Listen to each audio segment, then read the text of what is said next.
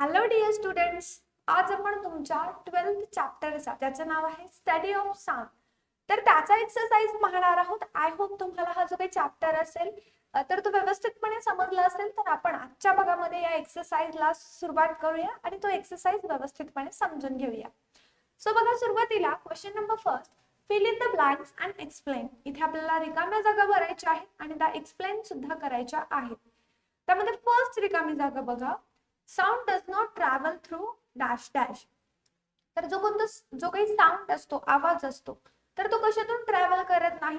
तर sound does not travel through vacuum. Vacuum म्हणजे काय, तर निर्वात पोकळी, ज्या ठिकाणी हवा नसेल असा भाग. याचं एक्सप्लेनेशन बघा, because sound waves need a material medium for propagation. एखादी साऊंड वेव्ह आहे तर ती साऊंड वेव्ह काय प्रपोगेट होण्यासाठी किंवा ती एका ठिकाणाहून दुसऱ्या ठिकाणी जाण्यासाठी तिला काय लागतो, तर तिला एका मीडियमची गरज असते. म्हणूनच व्हॅक्यूम मधून साऊंड कधीही ट्रॅव्हल करत नाही. सेकंडली बघा, second fill in the blank आहे, the velocity of sound in steel is dash dash than the velocity of sand in water.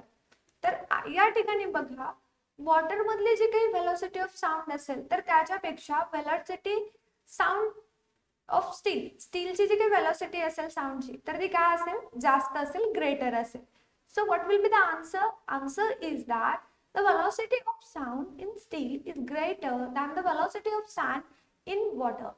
Explanation बघा आता याचं, the higher the density of the medium the faster will be the speed of sound and vice versa. तर जे काही आपली density असेल मीडियमची, तर ती जास्त असेल आणि जे काही फास्ट स्पीड असेल त्याची किंवा त्याच्या वाईस वर्सा साऊंडच्या, तर ती असेल. आणि जे काही स्टील असेल तर ते सॉलिड असेल. सॉलिड असल्यामुळे त्याची व्हेलॉसिटी जास्त असणार. आणि वॉटर हे लिक्विड असतं, त्यामुळे जी काही साऊंड स्पीड आहे स्टीलची, तर ती more than sound speed in water. वॉटरपेक्षा काय असेल, जास्त असेल. त्यानंतर नेक्स्ट बघा, the incidence of dash dash in daily life shows that the velocity of sound is less than the velocity of light. मग याचं बरोबर आन्सर काय, बरोबर उत्तर काय, तर बघा, the incidence of lightning in daily life shows that the velocity of sound is less than the velocity of light. याचं एक्सप्लेनेशन बघा आता, because light travels faster than sound. जी काही लाईट आहे तर ती साऊंड पेक्षा जास्त फास्टली काय करते, ट्रॅव्हल करते.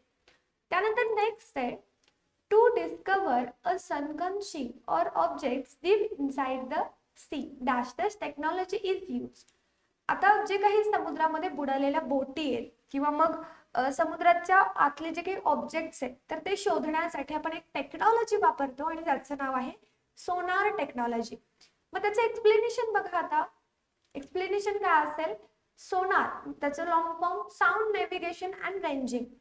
It's a technique use to determine the distance and location of underwater object.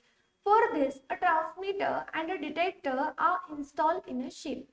तर ही जी काही सिस्टीम आहे सोनार, तर ही एक टेक्निक आहे आणि ती कशासाठी वापरली जाते, तर जे काही अंडर वॉटर ऑब्जेक्ट्स आहेत म्हणजे पाण्याच्या खालचे ऑब्जेक्ट्स असतील तर त्यांच्यामधलं डिस्टन्स डिटरमाइन करण्यासाठी, मोजण्यासाठी वापरलं जातं. तशाच पद्धतीने for this a transmitter and detector are install in a ship. आणि यासाठीच त्या शिपमध्ये, ज्या शिपमध्ये ही टेक्निक आपण वापरतोय, तर त्याच्यामध्ये एक ट्रान्समीटर असतो आणि एक डिटेक्टर सुद्धा असतो.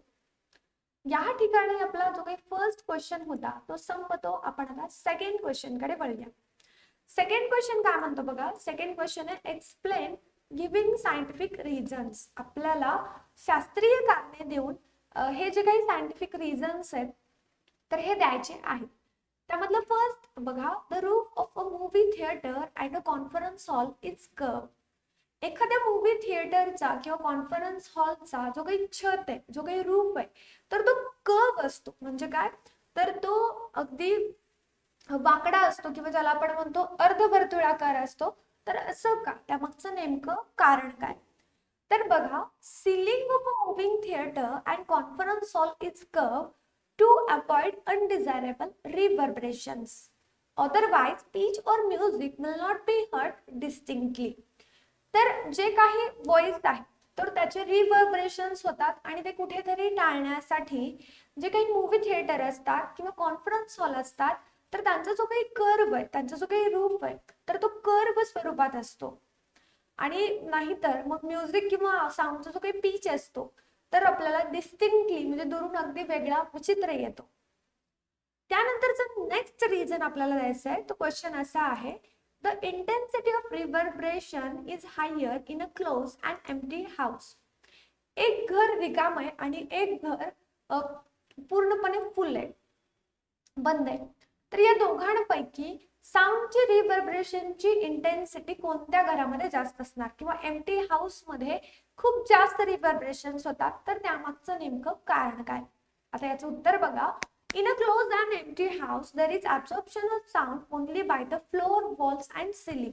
Hence, the intensity of reverberations is higher.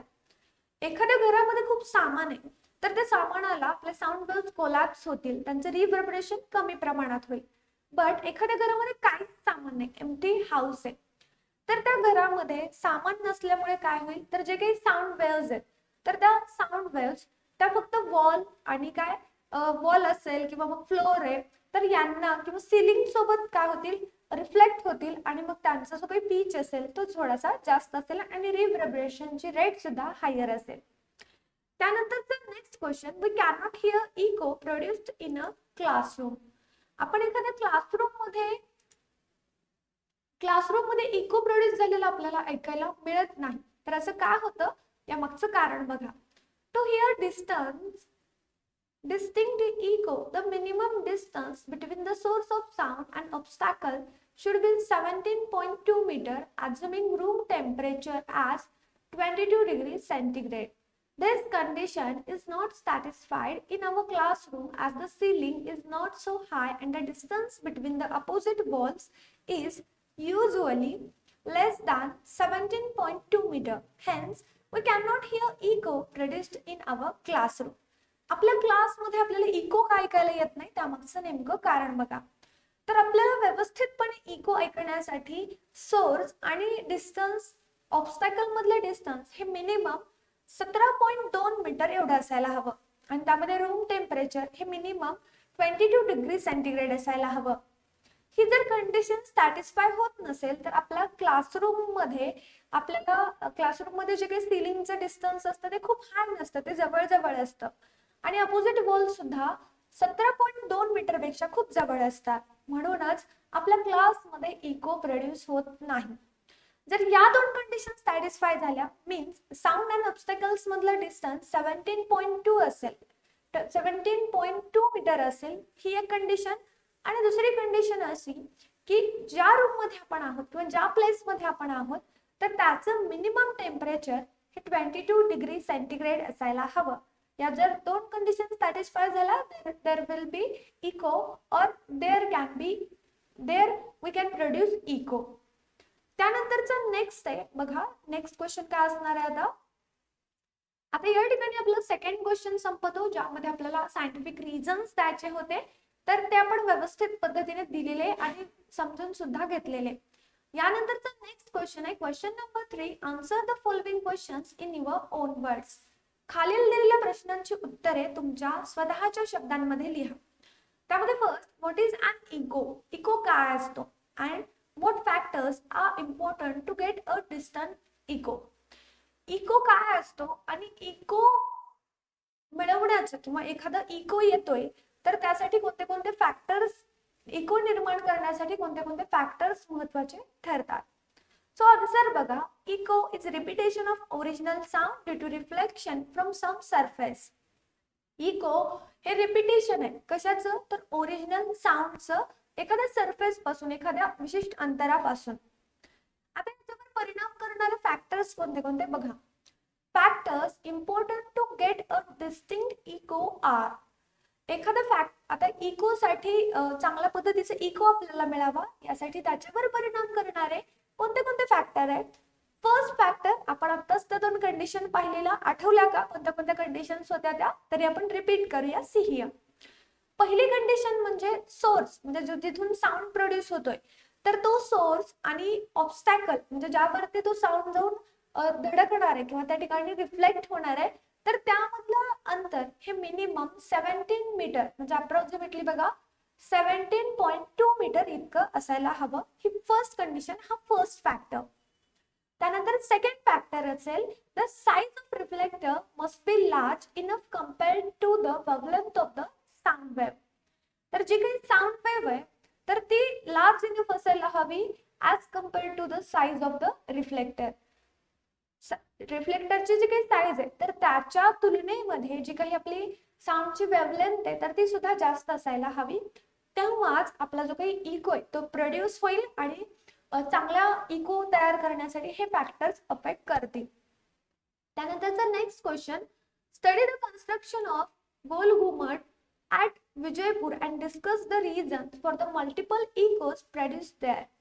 तर जे काही गोल घुमट आहे जे की विजापूरमध्ये स्थित आहे तर त्यामागे जे काही बरेचसे इको प्रोड्यूस होतात तर ते इको प्रोड्यूस होण्यामागचं नेमकं कारण काय त्याचा अभ्यास आपल्याला थोडक्यात करायचा आहे.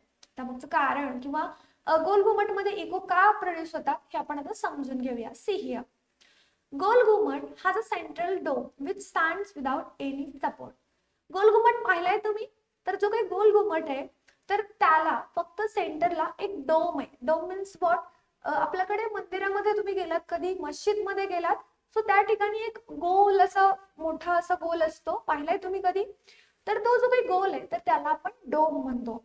मग तो जो काही डोम आहे तर त्या गोल घुमटचा डोम कसल्याही सपोर्ट शिवाय तिथे ठेवण्यात आलेला आहे किंवा त्याचं कन्स्ट्रक्शन करण्यात आलेलं आहे.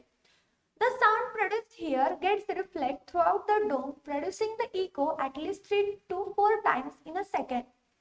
आपण एखादा साऊंड त्या ठिकाणी काढला तर जो काही साऊंड आहे तर त्या डोम वरती जातो, रिफ्लेक्ट होतो आणि आपला ओरिजिनल साऊंड आपल्याला इकोच्या स्वरूपात एका सेकंदामध्ये 3 ते 4 वेळेस ऐकायला मिळतो.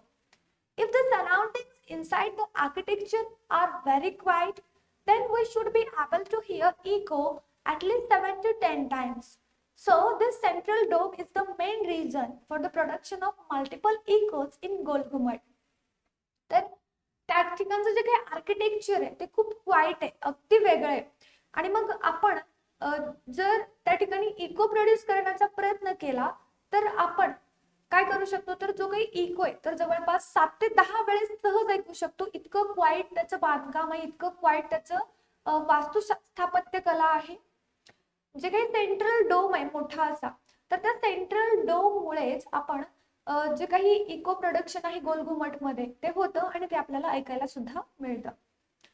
त्यानंतरचा नेक्स्ट क्वेश्चन असणार आहे, what should be the dimensions and shapes of classroom so that no echo can be produced there. तर आपल्या क्लासरूम मध्ये इको प्रोड्यूस होऊ नये यासाठी आपण कोणते फॅक्टर्स किंवा कोणते डायमेन्शन्स त्या ठिकाणी लक्षात घ्यायला हवेत. त्यामध्ये बघा, the distance between the opposite walls and also the height of the ceiling should be less than 17.2 metre. जे काही डिस्टन्स आहे अपोजिट वॉल्सचं, दोन क्लासरूम मधले जे काही वॉल्स आहेत तर ते आणि त्याची जी काही हाईट आहे सिलिंगची तर ती 17.2 मीटर पेक्षा कमी असायला पाहिजे. त्यामुळे काय होईल तर इको प्रोड्यूस होणार नाही. त्यानंतरचं आता या ठिकाणी आपला हा थर्ड क्वेश्चन संपतो. आपण आता फोर्थ क्वेश्चन कडे जाऊया. फोर्थ क्वेश्चन आहे, where and why are sound absorbing materials use. जे काही साऊंड ऍब्झॉर्बिंग मटेरियल्स असतात तर ते कुठे आणि का वापरले जातात, हा प्रश्न तुम्हालाही पडला असेल बऱ्याच वेळेला. तर त्यामागचं रिझन किंवा त्याचं जे काही उत्तर आहे ते लक्षात घ्या. The sound absorbing materials are used on the roofs and walls of the auditoriums, concert halls, theaters, etc. as well as upholstery chosen for these rooms are made up of sound absorbing materials. तर जे काही sound अब्झॉर्बिंग materials आहेत तर ते auditoriums म्हणजे मोठे मोठे सभागृह असतील, कॉन्सर्ट हॉल्स आहेत, थिएटर्स आहेत तर त्यांच्या भिंतीवरती त्यांच्या छपरावरती वापरले जातात. त्याचबरोबर in this places excessive reverberation is highly undesirable. Due to the presence of sound absorbing materials the sound reflect from the rigid surface is absorbed by these materials and hence reverberations is subdued. तर अशा ठिकाणी जे काही sound आहे तर त्याचं eco होण्याची जास्त शक्यता असते, कारण त्यांचे जे काही सॅटिस्फॅक्शन करणारे दोन फॅक्टर्स आहेत इकोचे ते त्या ठिकाणी अप्लाय होतात किंवा त्या ठिकाणी ते वापरले जातात. मग ते कुठेतरी इको कमी करण्यासाठी मग हे साऊंड ऍब्झॉर्बिंग मटेरियल त्या ठिकाणी यूज करावे लागतात. आता या ठिकाणी आपला फोर्थ क्वेश्चन सुद्धा संपतो, तर आपण आपल्या फिफ्थ क्वेश्चन कडे वळूया. आणि फिफ्थ क्वेश्चन आहे सॉल्व द फॉलोइंग एक्झाम्पल्स. इथे आपल्याला जे काही एक्झाम्पल्स दिलेले आहेत ते आपल्याला सॉल्व करायचे आहेत. ते बघा ऑल न्यूमरिकल प्रॉब्लेम्स आहेत, तर आपण त्याला व्यवस्थितपणे समजून सॉल्व करण्याचा प्रयत्न या ठिकाणी करूया.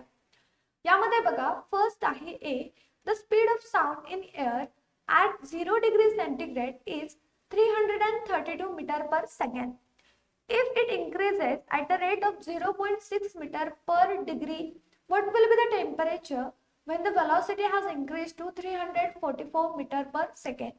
तर या ठिकाणी आपल्याला एक कंडिशन दिलेली आहे आणि कंडिशन काय बघा, तर साऊंडची स्पीड आपल्याला दिलेली आहे 0 डिग्री सेंटीग्रेडला 332 मीटर पर सेकंड. आणि आपल्याला सांगण्यात आलेलं आहे की जर आपण त्याच्यामध्ये 0.6 मीटर एवढा metre per second degree rate increase केला तर त्या ठिकाणचे टेम्परेचर काय असेल. By the data you can calculate the temperature. So temperature साठी आपल्याला काय करावं लागेल, तर या ठिकाणी थोडीशी सॉर्ट आउट करावं लागेल, थोडंसं कॅल्क्युलेशन करावं लागेल. टेम्परेचर काय असेल मग बघा, त्याचं कॅल्क्युलेशन जर आपण केलं दिस विल बी 20 डिग्री सेंटीग्रेड. म्हणजे at 20 degree centigrade the temperature at 20 degree centigrade the speed of or velocity of the sound is 344 metre per second. तर समजलं तुम्हाला हा फर्स्ट प्रॉब्लेम काय होता, त्याचा आन्सर सुद्धा तुम्हाला स्क्रीनवरती प्रॉपरली पाहायला मिळालं असेल. सो त्यानंतरचा नेक्स्ट क्वेश्चन असणार आहे आपला second numerical problem is that Neeta heard the sound of lightning after 4 seconds of seeing it. What was the distance of the lightning from her? नीतानं जेव्हा वीज चमकताना पाहिली तर त्याच्या 4 सेकंदानंतर तिला त्याचा अगोदर तिला साऊंड ऐकायला आणि 4 सेकंदानंतर ती लाईटनिंग ती वीज कडाडलेली तिला दिसली. मग नीतापासून त्या विजेचं अंतर काय असेल. Velocity of sound in air किती असते 340 metre per second. This is general, हे माहित असायला हवं आपल्याला. बऱ्याच वेळेला एक्झाम मध्ये ही माहिती दिली जात नाही. डेटा काय बघा, टाइम आहे 4 seconds, velocity of sound 340 per meter second. So speed of light in air about 3 into 10 raised to 8 meter per second. This is far greater than sound in air. Hence required distance is equal to S is equal to VT. So 340 into 4 years. So what will be the answer? 1360 meter far from the Nita. जी काही वीज आहे तर ती नीता पासून जवळपास 1360 metre एवढ्या अंतरावरती असणार आहे. सो स्क्रीनवर ते तुम्हाला व्यवस्थित आन्सर दिसतंय, तर ते व्यवस्थितपणे समजून घेण्याचा प्रयत्न करा.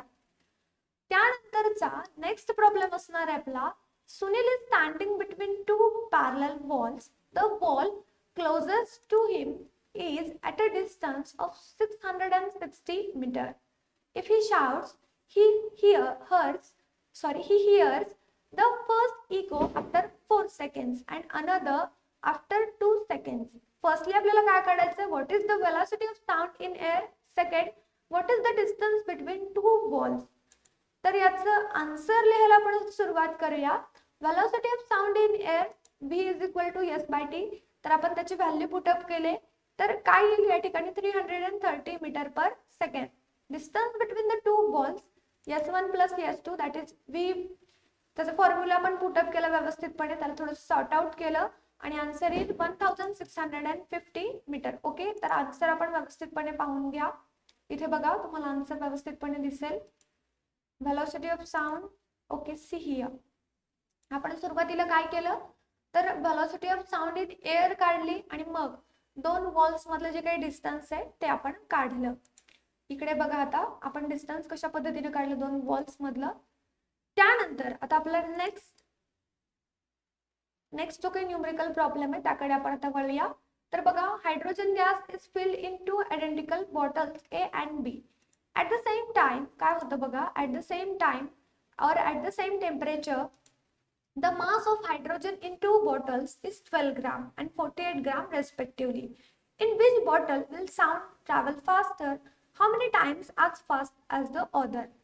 एका बॉटलमध्ये 2 आयडेंटिकल बॉटल्स आहेत, 2 वेगवेगळ्या म्हणजे सेम बॉटल्स आहेत, सेम आकाराच्या, सेम साईजच्या, सेम वजनाच्या.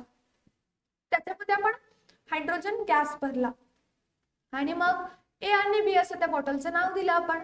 टेम्परेचर त्या बॉटल मधलं सेम आहे आणि फक्त त्या हायड्रोजन गॅसचं जे काही मास असणार आहे ते मात्र वेगवेगळे. पहिल्या बॉटलचं मास किती असणार आहे, 12 ग्राम आणि हायड्रोजन गॅसचं वजन किती, 12 ग्राम आणि दुसऱ्या बॉटल मधल्या हायड्रोजन गॅसचं वजन आहे 48 ग्राम रेस्पेक्टिव्हली. तर या जे काही बॉटल आहेत तर त्याचा जो काही साऊंड आहे तर तो कशा पद्धतीने फास्टली ट्रॅव्हल करेल आणि मग दुसऱ्या बॉटलमध्ये ट्रॅव्हल करण्यासाठी त्याला काय लागेल. So see here the speed of sound in gas, त्याचा फॉर्म्युला आपण पुटअप केला. तर here the temperature T is the same in the 2 cases, hence we will be the same. जे काही बी असेल तर ते सुद्धा काय असेल, सेम असेल.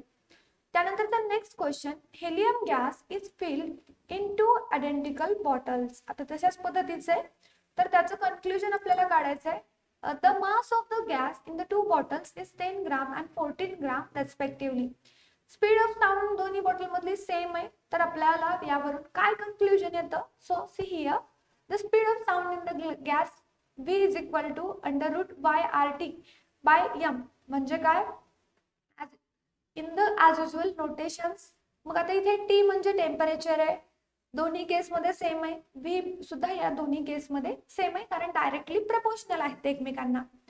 आणि अशा पद्धतीने आपला या 12 चॅप्टरचा जो काही एक्सरसाइज होता तो या ठिकाणी संपतो. तुम्हाला या संपूर्ण एक्सरसाइज मध्ये काही अडचण असेल तर लगेच कमेंट करा किंवा आपला जो काही ऑफिशियल नंबर आहे त्यावरती तुम्ही मेसेजच्या स्वरूपात तुमच्या अडचणी विचारू शकता. जर तुम्ही आपल्या चॅनलवरती नवीन आहात तर लगेच आपल्या चॅनलला सबस्क्राईब करा, बाजूला असलेल्या बेल आयकॉनवरती क्लिक करा, त्या ठिकाणी ऑल करा म्हणजे तुम्हाला त्या संदर्भातल्या सर्व नोटिफिकेशन्स मिळतील. आपले लाईव्ह क्लास अटेंड करण्यासाठी आपला जो काही सेकंड चॅनल आहे त्याचं नाव आहे गुरबरी अकॅडमी लाईव्ह चॅनल, तर त्याला सुद्धा सबस्क्राईब करून ठेवा. विद्यार्थी मित्रांनो, आपले बरेचसे सोशल मीडिया अकाउंट्स आहेत आणि त्यांच्या लिंक्स तुम्हाला या व्हिडिओच्या डिस्क्रिप्शन बॉक्समध्ये मिळतील, त्याही ठिकाणी तुम्ही जॉईन होऊ शकता.